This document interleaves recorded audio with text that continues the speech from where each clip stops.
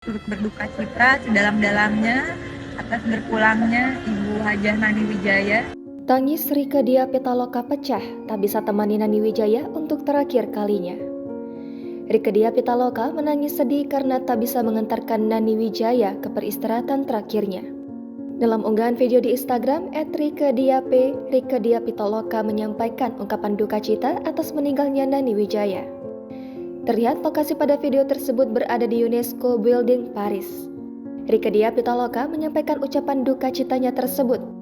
Rieke Diah Pitaloka juga memohon maaf kepada keluarga almarhumah lantaran dirinya tidak bisa ikut mengantarkan Nani Wijaya ke peristirahatan terakhir.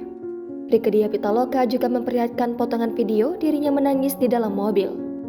Kesedihan Rieke Diah Pitaloka tersebut tentu menggambarkan perasaannya yang tak bisa menemani Nani Wijaya untuk yang terakhir kalinya.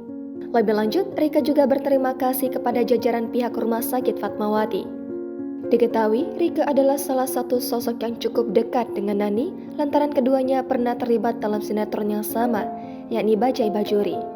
Pada sinetron itu, Rieke berperan sebagai Oneng, sementara Nani menjadi emak. Dalam kesempatan tersebut, wanita berusia 49 tahun itu mengakui sosok Nani yang luar biasa.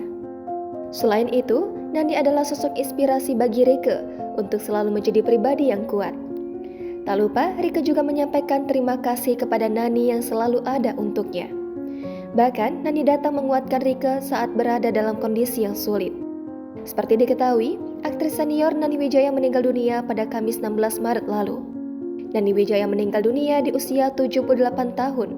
Kabar tersebut disampaikan putrinya, Cahya Kamila, lewat akun Instagramnya.